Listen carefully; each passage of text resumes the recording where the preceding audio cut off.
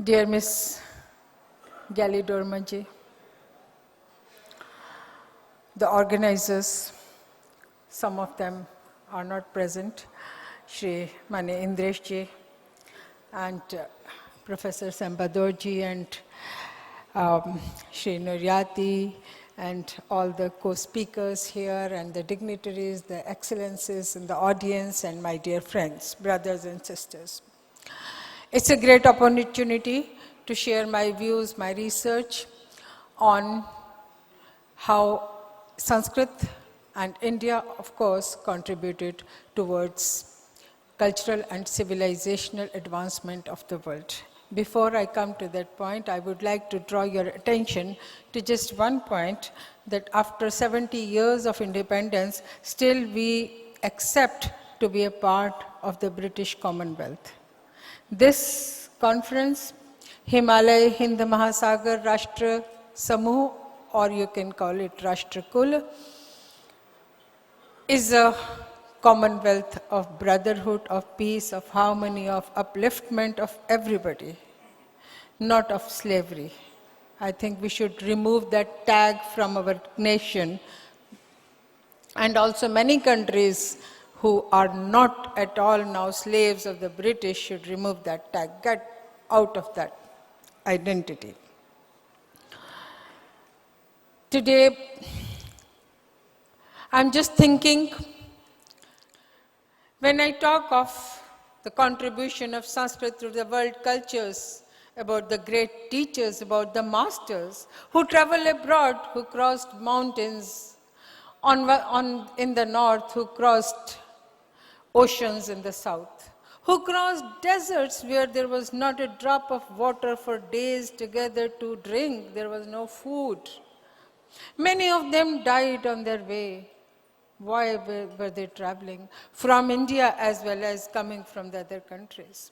Coming to India, coming to the shores of India meant to receive the knowledge, to receive the wisdom for upliftment, for advancement, for transcendence in life. There are many kinds of power. Today when we talk on international platforms, what we talk about, what our Ministry of External Affairs focuses on bilateral relations, talking about trade, talking about diplomacy, politics, etc., etc. But there is one power, that is the power of spirituality, that is the power of wisdom, that is the power of culture, that is a distinct power that India gave to the world which no one can give ever in the history. We Indians have been worshipping three main goddesses, Saraswati, Lakshmi and Durga. Durga is the symbol of political power, of military power. Saraswati is the symbol of intellectual power. And Lakshmi is the symbol of financial power. And Ganesha is auspiciousness. Whatever we do with a mind that thinks about auspiciousness of the world, not only me, but everybody. What we taught, whatever masters, whatever teachers, whatever forefathers taught, was not ahankara, it was vayankara. It was an ideal of togetherness. Wherever they went, they did not demean, they did not crush. They had no hegemonist ambitions. Wherever they went there to give something. For Satyam Shivam Sundaram, what is Satya? Satya is the truth. What is truth? That lets everybody survive. That does not disturb the balance in the society, in the globe. That does not disturb the balance of humanity and the nature that we are suffering today. So, Shakti hi to Shanti ka aadhar hai. What is the base? What is the foundation of Shanti? It is power. But what kind of power do we need and do we have? So today, what I'm going to talk about is only the power of dharma, the power of culture, the power of literature, the power of language, Sanskrit, the Devavani Sanskrit, that how it contributed towards cultural and civilizational advancement of the world. Whenever we talk about literature, we have to keep in mind that literature, each kind of literature is produced in a certain kind of geography also. The Indian literature, the Vedas, written by the sages, they were written on the flowing banks of the flowing rivers with open mind, with peaceful mind, desiring peace for the world. There was an open blue sky that is so pure where they wrote the Vedas.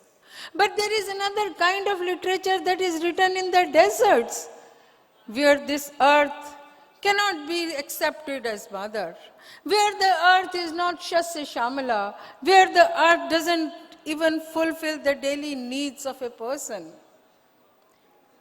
So that kind of literature cannot teach us peace, cannot teach us brotherhood, because they have to fight each moment to survive. So geographical features put their mark on every kind of literature. When I'm going to talk about Sanskrit literature, it is a mirror of our civilization, it is a mirror of Indian culture, it is a mirror of my mind, it is a mirror for the mind of my forefathers, the ambitions of my forefathers, how they thought. They were not demeaning, they were not discriminating anybody, they were not conflicting. There were no vagaries of nature around them. Where they were living, what were they eating, how they were living. They were living in the forests, in the monasteries, in the ashramas, and creating the best of the literature of the world. No literature in the world can match the Indian literature. Indian literature, when we talk about it, is the Sanskrit literature, starting from the Vedas, around 2,000 works that are available. There are hundreds and hundreds are lost forever during the invasions. And be our friends through diplomacy. One of the French scholars, what he wrote about India, what he wrote about Sanskrit is, I quote from him, "Mother of wisdom, India gave mythology to her neighbors. Mother of law, philosophy, she gave to 3/4 of Asia a god, a religion, a doctrine, and art. Thailand and Cambodia are the greatest recipients of the influence which language, literature exercised on cultural lives of Southeast Asia." I'm trying to be brief. The impact has come down from the royal kingdoms who adopted Indian religion and culture. When you go to Southeast Asia, you will see how Ramayana and Mahabharata is a part of their life. If you remove Mahabharata and Ramayana from their cultural lives, there will be no culture in Southeast Asian countries. The largest panel of Samudra Manthana is there in on the walls of the largest Vishnu temple that is not in India but in Cambodia. The largest Shiva temple is in Indonesia. The largest Buddhist monument is again in Indonesia, Borobudur. Sanskrit, these epics, they have molded their conduct. They have given them moral and social values. They have given them characters from different characters of Ramayana and Mahabharata. The first time I was in Bali, I was invited by a princely family, and they wanted me to read the lontars, the manuscripts, palm leaf manuscripts, because I had studied their language and their script. So the first thing I started to speak was, I said Vyasa, because it was a manuscript of Mahabharata. So I said Vyasa. They were so angry with me, I was so surprised what happened. They said, no, not Vyasa, he has to be Bhagavan Vyasa. That time, I bowed to them, to these people for whom Valmiki and Vyasa are Bhagavan, not just common people. I took Ganga water with me to Bali. I knew how people are desperate about it. I gave a few, just one bottle I had, but small, bit by bit I gave. And finally I had a small part of Ganga water left with me, and I was in Jakarta at that time, and I asked my friend who was a member of parliament there that, Mr. Punyatma Chauka, I think now it is too small to give to the friends, so I think we should give it to the temple. He said, no, no, no, no. Again, it was a big surprise for me that Ganga water, why it cannot be given to a temple. He said, it will be stolen. Again, I bow to all my brothers and sisters in Indonesia who can steal Ganga water. So there are thousands and thousands of stories I can share with you how Panini was studied by the kings of Cambodia, how they have mentioned in the manuscript, in the inscriptions. There are more than 12,000 Sanskrit inscriptions discovered from Cambodia, where it has been mentioned that Ramayana and Mahabharata and Puranas were taken from India for recitation in the temples, in the ashramas, You go to Mongolia. People are so surprised to know that a common man can discuss the sutras of Panini. If you ask an Indian boy, do you know Panini? He will first think about Pani, water, and then he doesn't know about Panini. Meghdut, the stories of Kumar, the stories of Raja Bhoj, Krishna, all these are so popular in Mongolia. So I would say, I don't know how much time do I have, but I want to keep on and on and on and talking about these things. But I know the restrictions of time. So please, I request the chair that whenever my time is over, please tell me, I will just stop. So I don't want to take the burden. So before, she's just telling me a few more minutes. So I think I should show you a few documents about Indian culture in these countries, and then we just wind up. Can I request the computer operators there to show the first picture in my presentation? The first picture, not the text. It's too long. So, in the meantime, what Sanskrit gave to them. In many countries, only with Sanskrit texts, their history of literature starts. In Japan, the first constitution was made in the 7th century, and for the sanctification of the constitution, have you ever heard about it, that a constitution can be sanctified with a Sanskrit mantra? So that they asked for Ushnish Vijayadharani to be chanted for promulgation of the constitution. And that same Ushnish Vijayadharani has been written on the Great Wall of China in 14th century. Unfortunately, we do not know about it. Can you show the first photograph from my presentation? Vedic ceremonies can be seen in a number of countries. They used to perform Ashwamedh Yagya, Rajasuya Yagyas. They used to perform rituals from birth to death. Here you can see the first slide. Here on the side is A, you can read. A is encircled by a halo, and below is a lotus, and below that is a vajra. It means A is the beginning of all kinds of knowledge. This is a calligraphy by a Japanese artist. A is the beginning. Sorry, I want only the photographs. A is the beginning of all kinds of knowledge. It has been said in Bhagavad Gita also by Lord Krishna that Varnanam akarosmi, I am A among all the syllables. So, the beginning of knowledge has to be pure, but it has to be powerful also. So there is a vajra below the lotus, and again there is a vajra, that the power of mind also has to be pure. Please show the photos, go down. Cross this text, all the texts, go down to the last slide. Start from the last, so we don't lose time. Last slide, please. Scroll it up. Leave this all text slides. Yeah.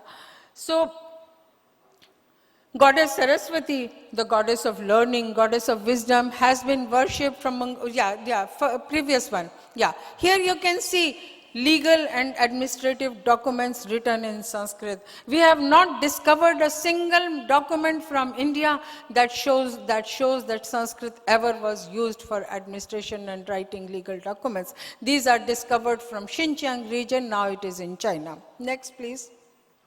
In China, not only the people but also the emperors, they used to chant Sanskrit mantras. It is because there were multilingual, multi-ethnic society, so they have written it in 4 different scripts: Uyghur, Chinese, Mongol and Tibetan. Om Bhur Bhuvasva Tat Savitur. The Gayatri mantra, that is the most popular, most important, most powerful mantra according to us Hindus. Next. Here you can see how, because Sanskrit, because writing a mantra has to be perfect. If a statue is broken, it cannot be worshipped. So a mantra, if it is not written perfectly, it doesn't give you power. So till today, in the Japanese Buddhist monasteries, they teach how to write mantras in Sanskrit. Next, please. This is, here you can see Shiva and Vayu, again written by a Japanese calligrapher. They write these mantras and names of gods with the beauty. The art of calligraphy has been developed by the Japanese in such a way that it is amazing. Next. This is one of the pots that has been used by again by a Chinese emperor for it's a ritual ball, and I would like to talk about Emperor Qianlong.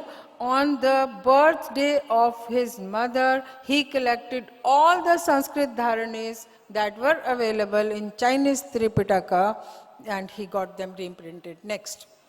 He knew Sanskrit himself. Pitri Tarpana. When Sanskrit went, so many traditions and festivals of India also traveled to many countries. Here you can see in the first photograph, you can see there is a river, and above the river there are small strips tied. On one side is the Sanskrit mantra, on the other side is the name of the forefather who has passed away, and continuously the water flowing in the river sprinkles on them, and it next please. This is the dharani that was taken to Japan for sanctification of the first constitution. Next. These are 2 manuscripts I'm showing you. One is yoga, the other is the surgical instruments used in Ayurveda. Both of them are from Tibet. Next, please. This is a manuscript, palm leaf manuscript from Indonesia. If you have heard about the story of Smaradhana, the Lord Shiva burnt Lord Kama. Okay, so my time is over. This is from again from Indonesia. This was made for performance of Ashwamedh Yajna. So there are hundreds, not only hundreds, but millions of documents we have found in all these countries, and it is our duty, it's our heritage, we should be proud of it, and with these countries we will always have friendly relations. These are the friends of Dharma, these are the friends forever. No hegemony, no crushing, no demeaning, no defeating. Thank you very much.